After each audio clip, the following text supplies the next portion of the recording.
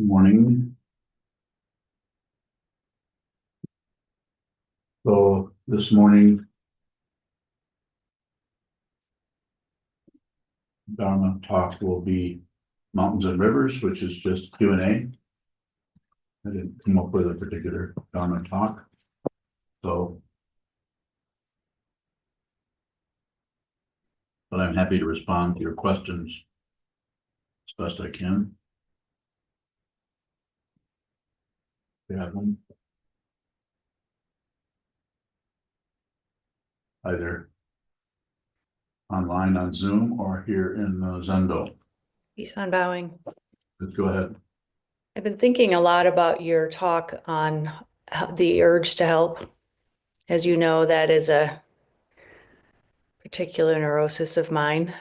My question is, if there is a goal, if I have a goal in mind, when the urge to help arises, is that a reason to just hold my seat? Very situational, not necessarily. It would depend on what it was. I'm not sure if I'm getting really clear on what you're asking me, but you can paraphrase it or just run it by me again. I've noticed that sometimes, like with my children, I will think that they've made a poor decision. And I want to point that out to them or help them make a different decision or even just give them information. Yes. And when I do that lately, especially, they're older, they're adults. They get angry when I do that. And so what are you asking me then? is that urge to help simply, I want to be the one to rescue them from what I see as a disastrous situation. And if I'm puffing myself up thinking I just want to be that person, even if what I say has potential to help, if I'm doing it for that prideful reason of being that person that helped or that made them see the error of their ways. I follow you. What's the question? Should I hold my seat? Yes. To put it bluntly, keep it zipped. Listen to what is being said. That doesn't mean there won't be a time when you blurt something out towards them, but it needs to come out of your awareness, not out of some kind of structure or strategy or evaluation about their activity based on your perception of what you think is happening. Very difficult area, especially when it's your children and you want to protect them and want to be helpful and want to be appreciated as mom. Mm-hmm. Isan bowing, interesting that you say blurt it out because there are also times when I don't know that I would say it's choiceless. It just comes out. And then I see that it might have been damaging. What should I do then? Bowing. I'll apologize once. Have no conversation around it. Just apologize. And then that's it. Okay. Thank you. If you keep it simple, then it's simple for them too. More than likely. Thank you. Further questions? Beyond bowing, what is it to lead with awareness? To lead with awareness? Are you a leader? I don't think so. You must lead something. Leading your daughter. Leading your patients, your clients as a nurse. So lead with awareness. If you're leading with awareness, you won't know what is happening and you won't know who you are. And it can show up very challenging to others if you're functioning that way, because you're not following the standard protocol of society, government, your upbringing, or anything. You're just coming out of the awareness, which means that you are looking at every piece of dirt on the ground and every tree branch, and you're listening to the tone of every single voice that's coming to your direction, and you're observing every single thought or emotion that is arising in your mind stream, and you're not differentiating between any of them, which is what ego does. Ego picks and chooses and picks, because he, she, they, me, does not want to make a mistake or look wrong. Or very difficult. This is why we do this mind training. So that over time, and you will not be able to evaluate whether someone else is doing that. You think you can? You can. You can, because it is your mind thoughts and ideas and emotions and feelings and preconceptions and judgments and prejudice that you're laminating on everything you think is real. We just witnessed that the other day in the community meeting. People believe their thoughts, and they're so painful to look at because they are painful, and they spew them out on others. Go ahead. Be bowing, this area of leading with awareness that you described. Does it include bodily reactions like a racing heart or a clenched throat or sweaty hands, these things that kind of make you think you're real? Yeah, it includes all of that. That's why it's so difficult, because the emotions are telling you one thing, the thoughts are telling you another thing, and this is a traditional description of this is conflicting thoughts or conflicting emotions about the nature of anything. There's a conflict going on. So then the ego mind steps in and more or less says, I'll choose for you, we'll just do that. Or I'll choose for you, we'll do that. Or I'm so confused, I can't do anything, I have to have a root beer. Right. Beyond bowing. So can one lead with awareness in the midst of this conflict? Yes, and it's possible. It may not be easy. It take a lifetime to understand this, a practice. You cannot do this in meditating 2 or 3 years. It's a long time. Well, No. thank you. Anyone else? Yes. Bowing. Is the feeling of confusion always coming from ego? So the differentiation there is very subtle. There's kind of a boundary there, but generally I would say yes. It's not that there can't be observing the confusion through with awareness without the attachment or without the force or the pushing of an ego that wants this and doesn't want that, the picking and choosing part of consciousness. So there could be a little bit of each happening there. Hard to find something, because that's the very nature of identity is to separate. So, but there's a somewhat of a interface happening there, consciousness that doesn't have a preference. It's just awareness. Awareness just receives. Awareness produces nothing. Awareness just receives. So is it producing something? There's the ego. One. What does confusion look like when there is not the attachment to it or the trying to get rid of it?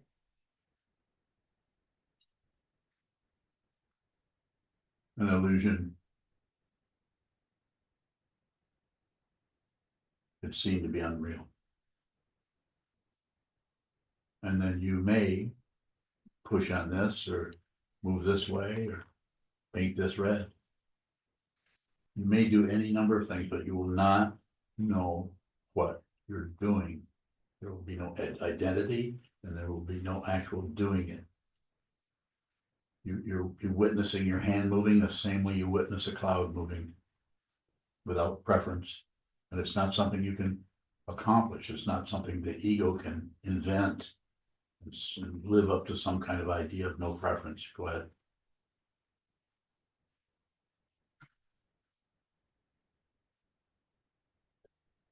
If we're aware of everything, I think you said every grain of sand and every tone of Yes. voice.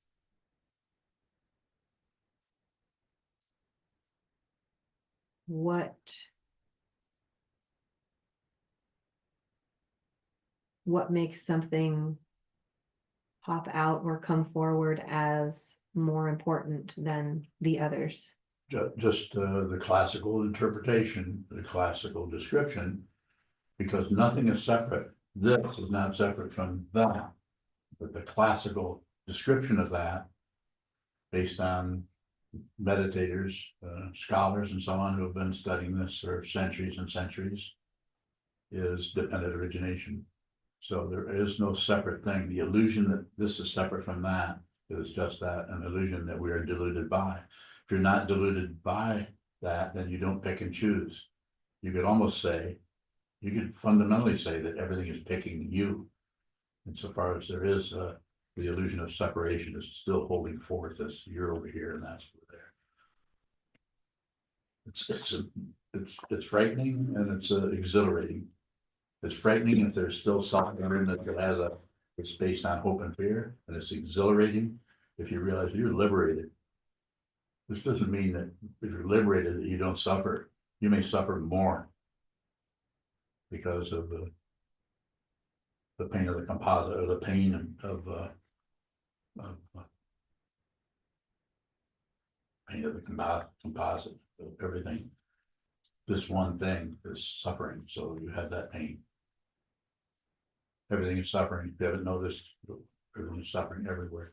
You may not be free of that, but you are not hounded by it as an individual self running down a trail with a bear chasing. Isn't that kind of suffering? Is there a way to practice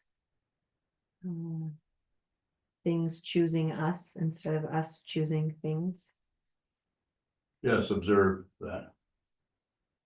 Eventually you'll see it, the way it will show up more than likely. Not always, but in the mind stream, as you'll notice, you cannot help but do something a certain way. Maybe 3 months ago, 3 years ago, 30 years ago, you felt like you could pick and choose, make the right choices, that kind of cultural admonition. Based on what culture, and based on some things are right, some things are wrong. This is just incorrect from the point of the spiritual path. Mundane path makes total sense. From the spiritual path, this illusion that we are deluded by, we keep going this way or that way. So by observing that over time, more. Thank you. Jim, the belief in the self seems so big and so all encompassing, it's hard to get behind. How do we bring awareness to that piece of it? So the way you do that, you've heard this many times, more than likely, but you do that by practicing the sitting meditation, shikantaza, sit still, and take the very elemental form of things arising in consciousness, like ego or choice, or should be, or should be this way, should be that way, and do that by practicing on the thought patterns, because that's where you see the fundamental attachment shows up as grasping at something. You can see it, that you're pushing at something, pulling at something. Thoughts arise, feelings arise, emotions arise. This is taught differently in different traditions. I was originally taught to follow the breath, label thinking. If thinking arose, and return to the breath. I don't teach that, though I appreciate that. If somebody wants to practice that way, that's okay. But what I say is sit still, hold very still without being rigid, watch the movement, and to come to your question, by watching that in this very fundamental situation, you train yourself to just observe rather than observe and collect, or observe and reject, or observe and ignore. Those are the three poisons. You see that on and how that will start out, and you'll see how you don't have any control in that area. But you do have awareness in that. You can be aware that you grasp, aware that you're stopping something. And it becomes more and more and more subtle over time. With some people, it's very gradual. With some people, it's very snappy and quick and like instantaneous.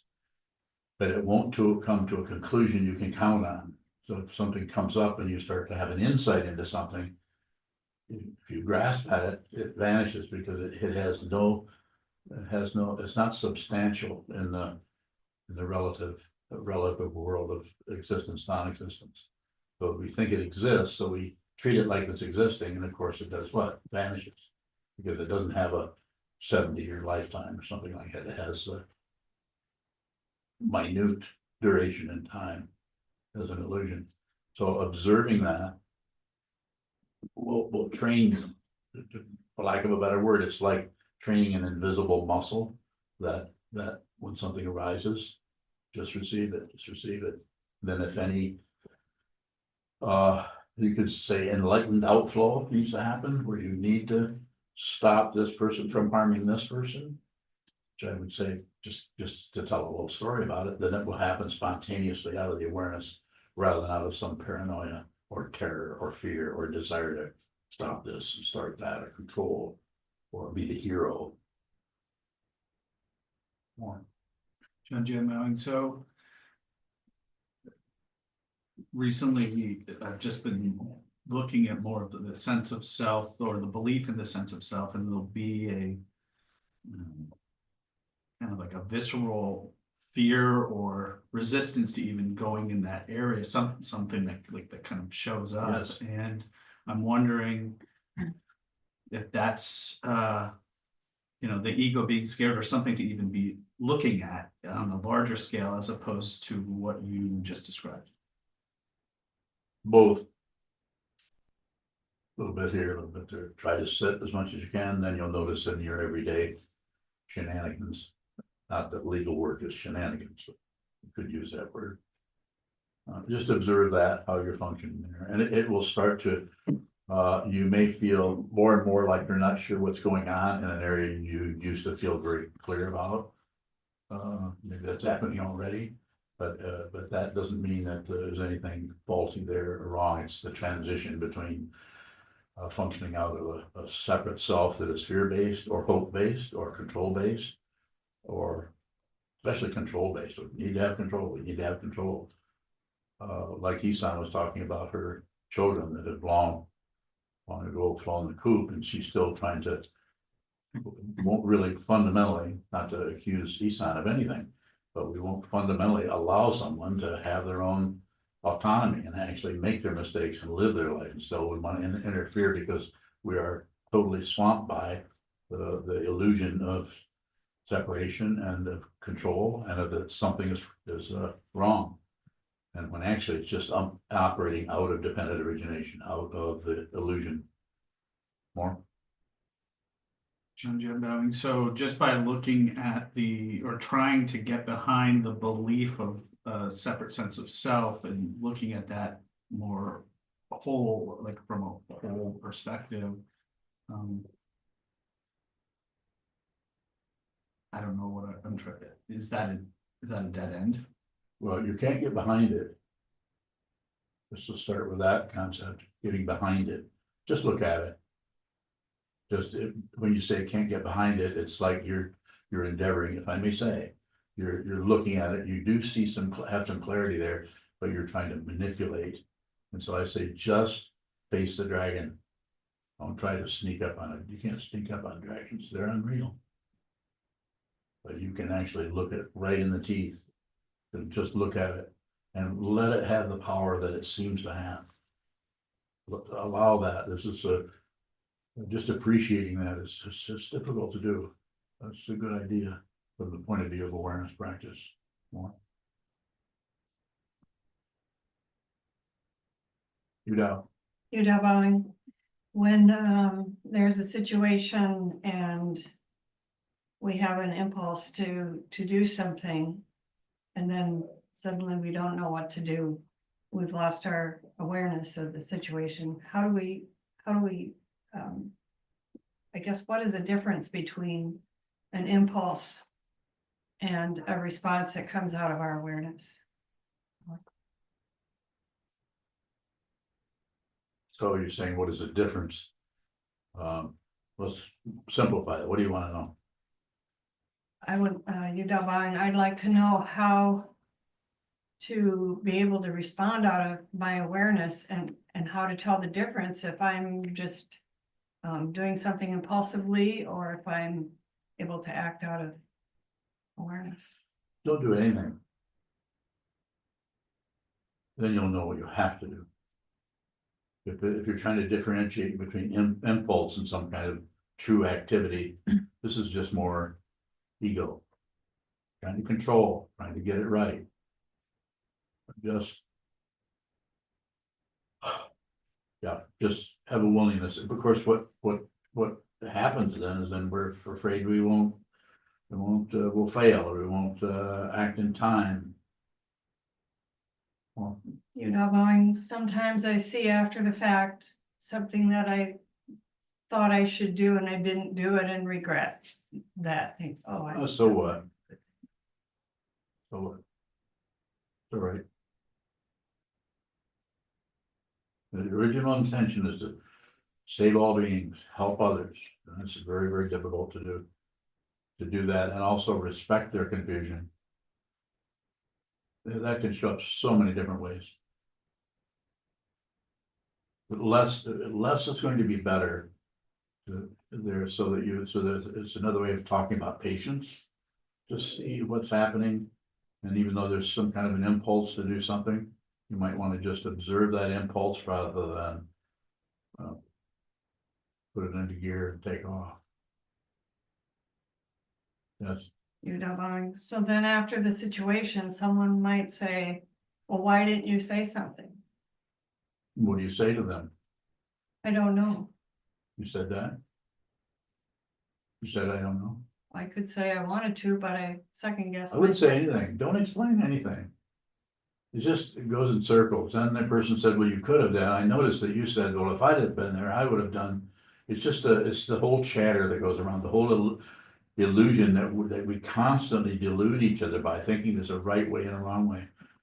The truth of the situation is you did not do that.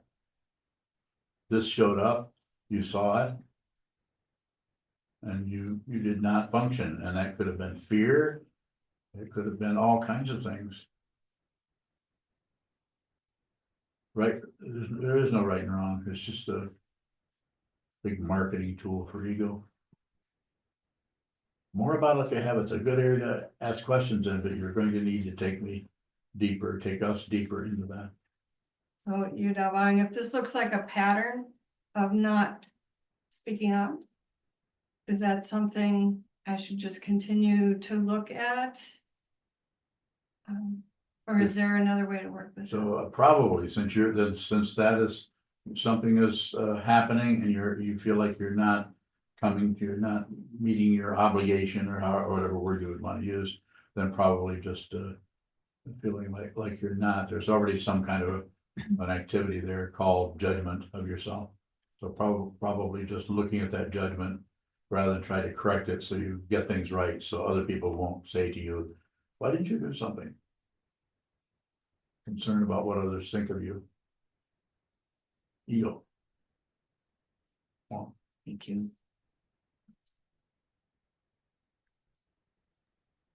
Kabang question from YouTube from Stephen in Northern California. Stephen Bowing, the parent question of this being here, are they even our children? Not concept. Is just watching this ever going to release this being from the concept? I feel that just you're going to need a teacher, teaching in a community more than likely. Not that you couldn't do everything on your own, you could. But yes, just observing that there is certainly the possibility of release from the prison of conceptual mind or thinking, which has us all. It's so convincing. It just seems like we somehow can figure this out and think our way through this. So I'm not sure if I've responded to your question in a helpful way, but just awareness is so important. And this doesn't mean that there'll be some kind of a result that suddenly you're no longer have emotions and you're just totally aware, but your thoughts and your emotions may become more intense, my friends. But the central issue, you could say it this way, is a little oligarch that sits in the middle of the consciousness that is judging right and wrong, should be and shouldn't be. And it's an area that can still show up.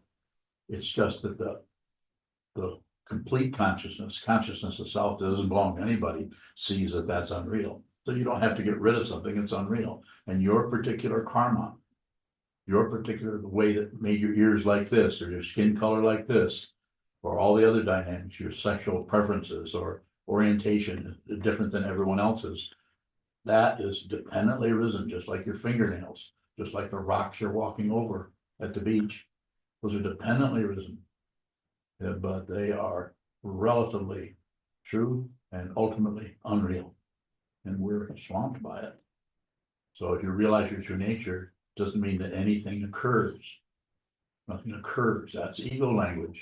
You get better, you improve. Won't happen. I'm not saying it couldn't seem to happen. You could live your whole life thinking you're enlightened. You might. People do that and actually teach that way. Kayun. Kayun Bowing, you've said that the frustration we might feel in a practice, whether it's shikantaza or OTEM, is not an indication that we're doing it wrong. What is that frustration, Bowing? Just looking for results rather than observing what appears as it is. We look for, what does that mean, or what's that about, or what's behind the dragon, instead of look right at it. That is it.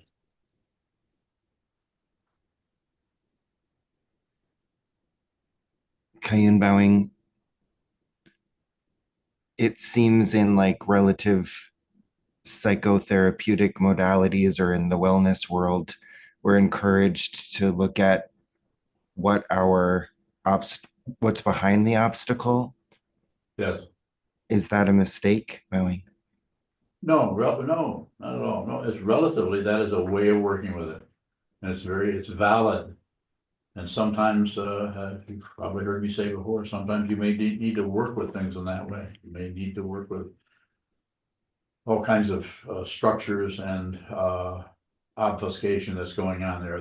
Just the scrim of belief and disbelief, the scrim of emotions and memory and concepts and ideas. It's very, very dense. So, and sometimes in some ways with some people in some situations, there again, all the differentiation and desire that's going on there, it might need to be approached in different ways. But I'm pretty biased when it comes to this. I'm saying if you can, and not everyone can do this, sit down, hold still, sit symmetrical, and watch the movement of the mind.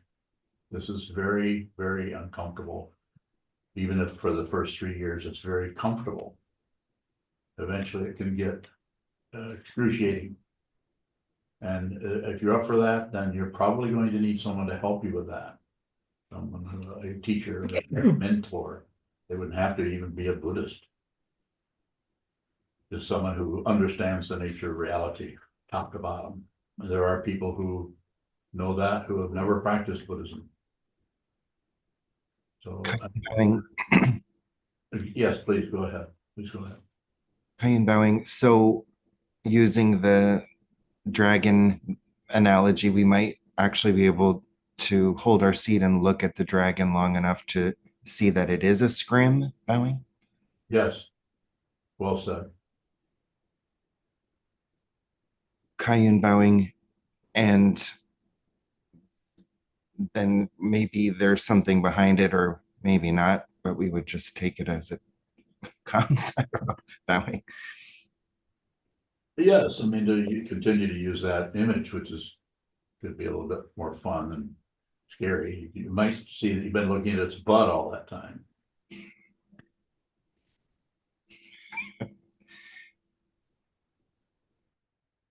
Or you might see that there was nothing there. That it was an illusion, that there was, you were frightened of something you've been projecting. Quite often, people see some situation, and then rather than receive it as it is, as it is, as it is. This is the name of our evening meditation called As It Is meditation. As it is just a very simple way of talking about suchness, or tatata, which is the Sanskrit for this.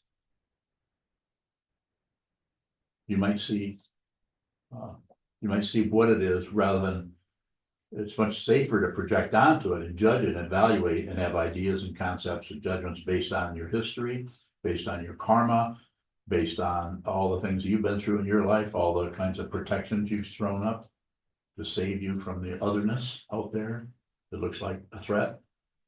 Or your culture, all the things it says should be, this should be, or the whole society is just flooded with differentiation and desire, and the wish to take that and control that, so this can't do this to that to this.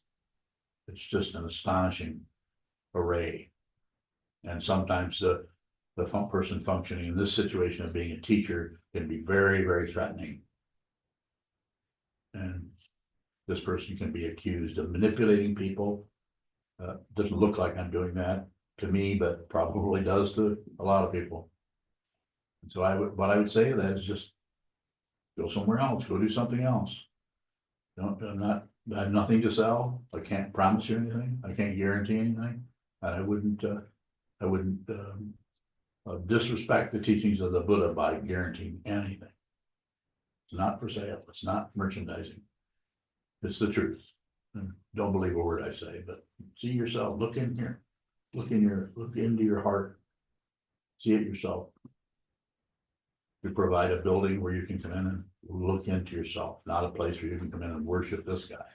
This is just a symbol for something that's hard to do unless you have some kind of an object.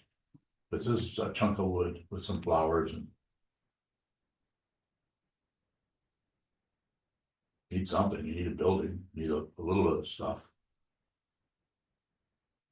Further questions? Yes. Milk bowing. If the dragon that we were just talking about shows up, that illusion, do we need to see all of the dragon bowing? I think I follow what you're saying.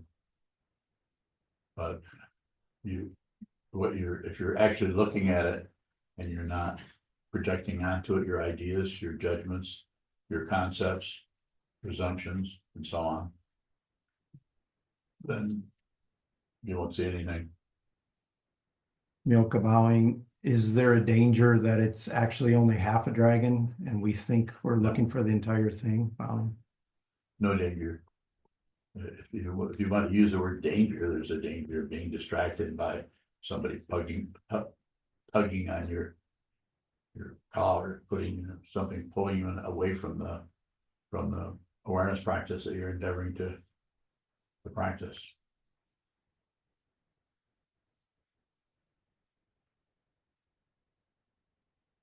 Just observe. That's why you're ordained monk. You, at some point in your life, you realize you needed some glue or some extra reference point to get you to practice this path. It's very difficult to do. You have to dedicate your life to it. Maybe not everyone, but some people do. More. No, thank you. Eugene. Going, how the concepts of not separate and unreal are connected. Bowing. How our concepts that are separate and unreal, are they connected? Yes, I don't know. if they are. Yeah, probably. If I observe something and it dissolves, it is, to me, it points into unreality of it. But how do I see that it is not separate? Bowing. Here it comes. Now listen to this. Persist. Persist. Get to a situation where you're completely still, you make everything as still as you can without struggle, which means, as far as I'm concerned, chicken taza, you could do it another way. Maybe. But sit still and watch it. You have to do a lot of it. You can't do it for, a little bit of time. It's a little bit different for everyone, but there needs to be some really extensive meditation practice. Otherwise, the thinking process has a strong foothold to protect that part of the consciousness that thinks it's real and thinks it's a self and it's connected with the body. We think we are this body. You are not. If you think you are, then you'll keep defending yourself and promoting yourself and analyzing, judging, evaluating yourself and others. Sit a lot. Thank you. I have another one related to what Sokuzan said yesterday when he was talking about being with the thoughts. When I'm with my emotions, I can say, as you suggest sometimes, I am that emotion. Can I be my thought? And how would it be? Bowing. You be your thoughts. Yes. Yes, you can. Don't fight with anything. Don't reject anything. Don't accept anything. Don't ignore anything. With the emotions, I can sense it, so I can actually feel it. There is no separation between emotion and myself. Then, how does it work with the thoughts? Same way. Emotions and thoughts are cousins.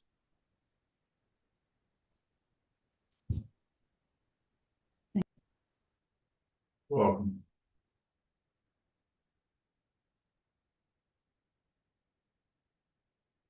Robert, don't you have a question? Oh, yeah. William?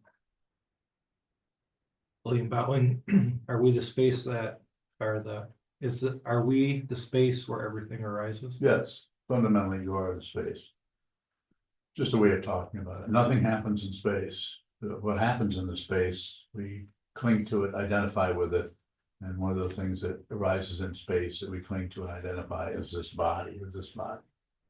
You don't have to stop clinging or being attached to it, just be aware of it. It won't necessarily go away, but you're just aware that it's an attachment. You don't have to become unattached.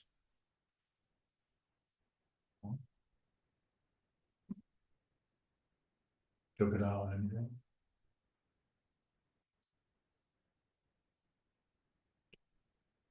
What's that? Around the room here. It's a mountains and rivers site to do that. I've been looking, since our Sokuzan the other day, I've been looking at how you said wisdom sees what arises out of Yes. dependent origination, and then we add on to it. Isn't what we add on also dependently arisen? Yes. And then where does that leave us in terms of practice, or where they It go? leaves us nowhere. It leaves that part of consciousness that seems like it's a fart nowhere, so it had location and never had any location. Location is an illusion that is enhanced, reinforced by the belief that we're here and everything else is over there. Unreal. It's there, it's vivid, it's insistent, it's vibrating. There's feelings and emotions and colors and shapes and everything is there, but it's unreal, like a dream. What? Yeah, long back. I've been trying to formulate a question around being with all things and how that relates to the fourth karma of destroying. Yes. Could being with all things include what appears to be not being with the thing, either leaving it or having it leave? Absolutely. And relatively, yes, completely. It's always about awareness, not about what you do. I'll say that again. You can all listen to this very closely. If you have questions about it, let's go there, what, Yunlong's bringing up. Whatever happens, if you left here, if you, whatever you did, whatever happened, it's about awareness. And if you have preferences about things, then you'll be afraid of doing this, or afraid of saying, or afraid of looking funny, or whatever, you'll be concerned about who you are. It's a very difficult area, but it's about the awareness of that, not about what occurs in the space or in the awareness. But you can't get ahead of yourself. You can't just use that as some kind of a philosophical structure where you get to do whatever you want. I didn't say that. No, it's better than that, and it's worse than that. How is it worse? Because you'll feel helpless at the same time you're functioning. The ego aspect of conscious feels just kind of helpless. You're actually losing your reference points. Ego, you're losing that imaginary reference point of a self that can win, self that can lose. You're losing it. And it's better than that in that you're liberated consciousness. You have just consciousness everywhere. But if there's still a body orientation happening, in other words, you haven't died yet, then you're still going to have all the nerve endings, and they'll still function. And they still, they just place you in a particular location, a location that is an illusion. So you can do something like what you did, ask a question, or what I did to try to respond more. Long bowing, just to confirm relatively, I've been thinking about two examples. One, Coben dodging you, say on the phone. Yes. And two, last year we had a couple people that for various reasons were asked to leave or unwelcome. Yeah. And in both of those situations, that was the way to be with that so-called thing. Yes. Perfect. Thank you. That's a good one. Good. Yeah, you don't know what's going to happen next. To try to live up to a standard is, well, it just adds to the warfare in the world. You don't have to do that. Be aware. You will not be able to control. If you realize it, you don't have control. Let me see if there's anyone here on Zoom. Milka, anyone on Zoom? Anyone else with a question? Jennifer Bowing. Go ahead, Jen. There's a precept that says, number 8, no hoarding materials or teachings. Each being thoroughly expounds the Buddha Dharma, one robe covers all. What does that mean, one robe covers all? I don't know, what does that mean? Yeah. Help Jennifer. You're a monk. All I can think about is sewing an okesa. Yeah. You heard what she said, so that's sewing in a case. That's her response. It's just a generalization. It said that there's only one situation happening. And if you realize it, you realize there isn't anything but this. It's just a way of using relative speech, which is very sectional and cordoned off in so many areas, has so many spaces to it. It says one robe. Of course, there's lots of robes. There's a robe for everyone who's wearing one. But one robe covers all. I mean, there's just one teaching. There's just one Buddha. There's just one Dharma. There's just one Sangha. But one robe covers all. So that we won't get caught up in the differentiation and desire that tends to haunt the world, looking for egos that will fight. Go to war, go to peace, go to war. Going to peace is just as difficult as going to war. Don't do anything. Don't go anywhere. Don't walk around in the illusion of location. There's no separate place somewhere. One robe covers all. Jennifer Bowing, the first precept, no killing life. Yes. There's only one life, which is unkillable. What is that? Have you studied that for a while? No. Well, you should study it before you ask questions about it. Rather than say, well, here's the precept is telling you what it is. One, no killing life. And I think the long form of that precept is pretty specific about there's only one life, which is unkillable. You should contemplate that for a while. Ask me again.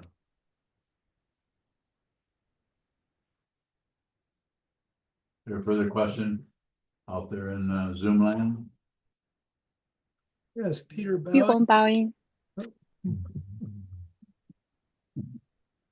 Yes. 玉红报应. Sorry, Peter. My question is the follow-up of Udall's asking when we are asked the reasons. If I say I don't know, which might cause more issues relatively. When you say I don't know, what do you mean? Is that I really know or I don't know? Means I What really do you don't- mean? Bao? I don't know.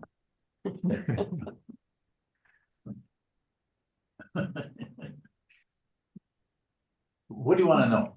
Well, let's do that. I want to know, I don't know in that situation, what do you mean? Because when I ask Yes. the reasons, sometimes I have to say the reason. Sometimes I could say partially just for the sake of maybe more problems in this situation. A lot of time you said, don't do anything unless you have to. Does that apply to this situation when you say, I don't know? Is that what you mean, Bowing? I think it is. It's, less, you heard me say less is better. Don't jump in and try to stretch things out and explain everything. You can say, I don't know. You can be in that. It's a very spacious response. But it's difficult to do that if you're all working on what the other person is demanding or needs or something. If you're always concerned about what somebody thinks of you, that you have to somehow fill in their question with some kind of a response, some kind of invented response that satisfies them. Don't worry about that. Just say you don't know. Because you probably don't. And also, and also when you say not really trying to satisfy anyone, does Yes. that need a courage? Like Courage? courage to do that? Somehow it also involves with confidence, sorry. At least that's shown up for me. So how can we be encouraged to speak like that? Bowing.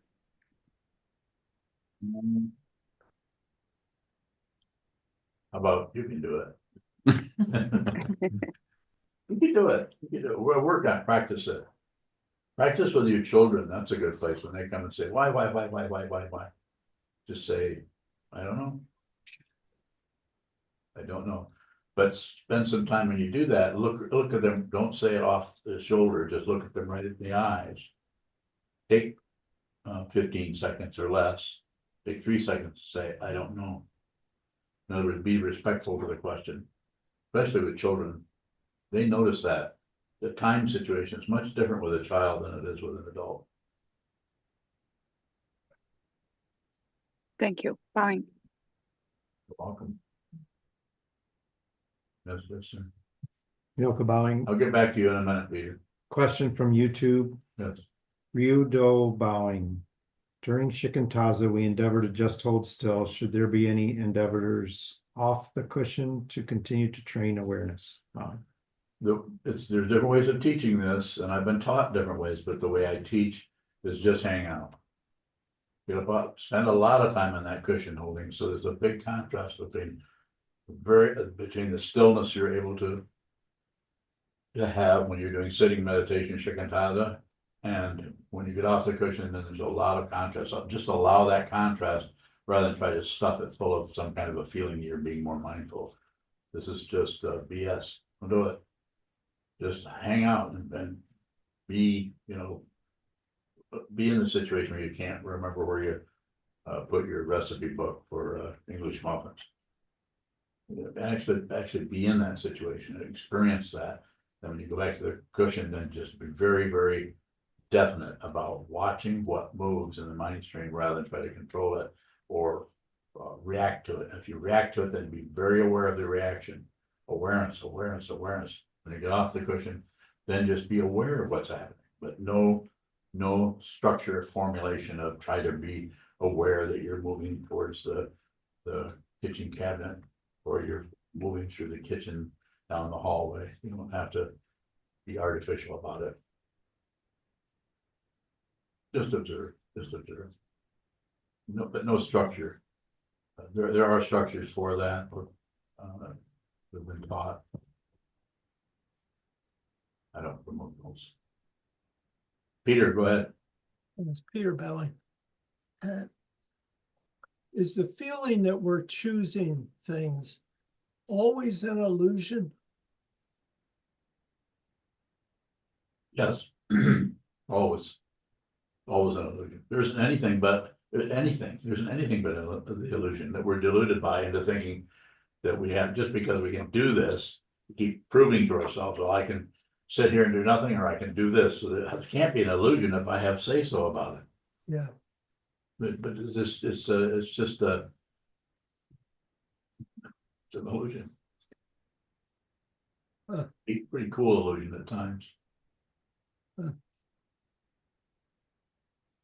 Thank you. You're welcome.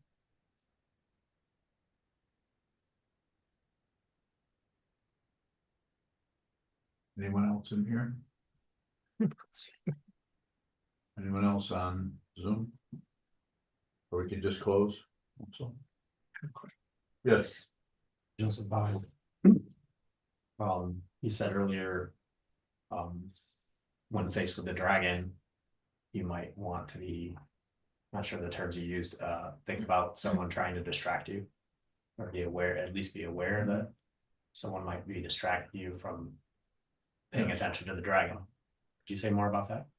Well, you could be facing the wall. It could be, you could be meditating, and then there's noises down the hallway or behind you, or somebody walks into the meditation, into the Zendo, or into wherever you're meditating at.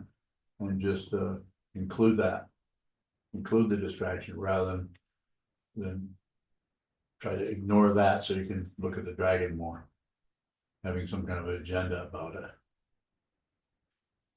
That would be as far as sitting, and the same thing if that dragon image shows up in terms of your post meditation when you're not formally training your mind, then similar. I mean, just be aware of whatever shows up. If somebody's showing up, has a right to be there. And it's even though it seems like it's interfering, or it's just you're trying to concentrate on this or this or this. So anything that shows up has its own credential for being there. So just a way of talking about it. Just include. Yes. Shanjian Bowen, if something is showing up and is louder than anything else, does that deserve to get more attention? 5% more. Probably, if it's loud, most that it's like it's got its own huge credential, noisy one. If maybe I'm not getting to what it is that the difficulty is. But. Well, I'm not necessarily referring to volume. I'm referring to like maybe the intensity of the emotion or whatever it is. Is it like I would still say the same thing. I would say just whatever's showing up there, just observe. And insofar as you can, and it's just the difficult part, do it without particularly laying anything on it, even naming any kind of credential at all for what it is, so that you, over time, so that you slowly get close to what it actually is rather than what you think it is. Because what you think things are is the very nature of the illusion, what things actually are. And it will have, sometimes there's a classical description of stages of enlightenment or realization. I don't really hold with those. I think that everyone is going to have certain kinds of layers or stages, but they're so individual that I hesitate to go into the classical description of that. I'm just saying that there are times when you or anyone is going to be able to see more closely, more clearly what this is, and that may not stay. And then if you actually, the ultimate saying, if you see what this is, you won't see anything. Because consciousness can't see itself. If it sees anything, it sees illusion. And then it's eventually backing up towards the samsara, towards the deluded part, where we're deluded by the illusion, then you actually see objects and things and people and crime and punishment and love and hate and life and death. You see all the illusion that we're all, the consciousness is locked into this identity of that's going to die pretty soon, or this that is very, very healthy and doing fine because I'm jogging.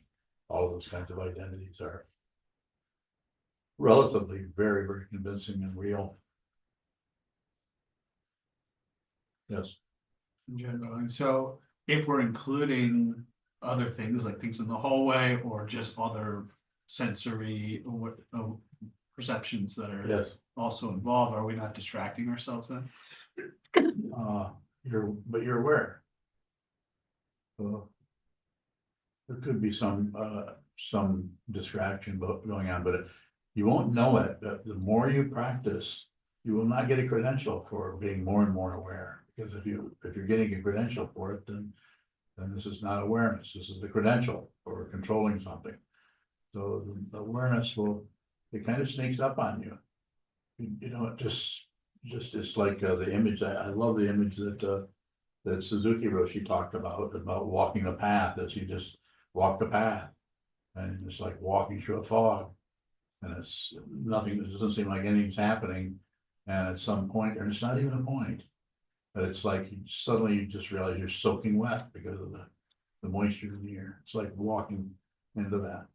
But if you don't walk into that, then that doesn't show up. Just an image, but it's kind of interesting in that it's like that. Just something happens that you didn't do. Something happens that you experience in a way you never knew you would experience it that way. It's not an actual experience. It's not an experience like something happened to you. So you can't get a relative credential for it.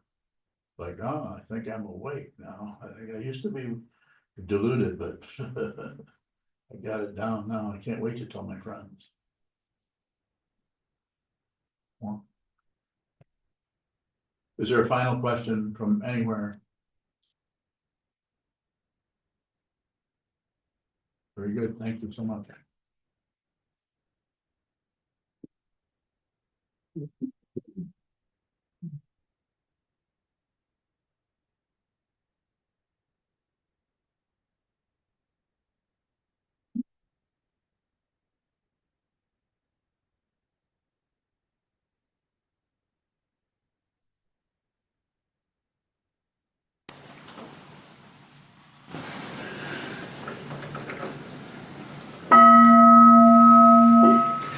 May the merit of this penetrate into all places, so that we and every sentient being together can realize the Buddha's way.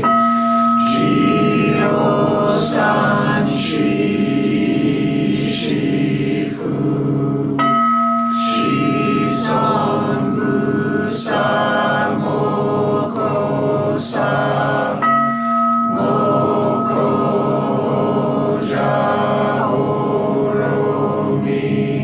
the 10 directions, the 3 times, all Buddhas, all venerable ones, Bodhisattvas, Mahasattvas, the great Prajna Paramita.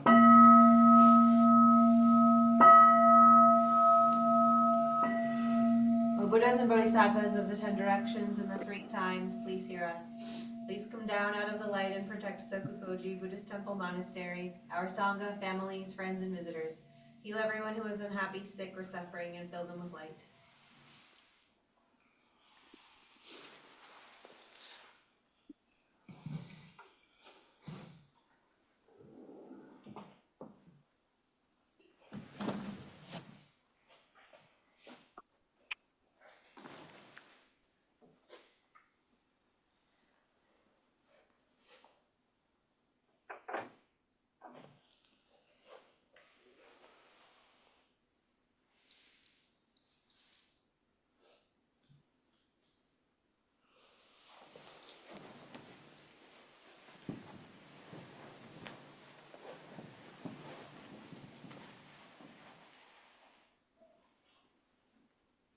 Thank you, Sokuzan. Welcome, Cynthia.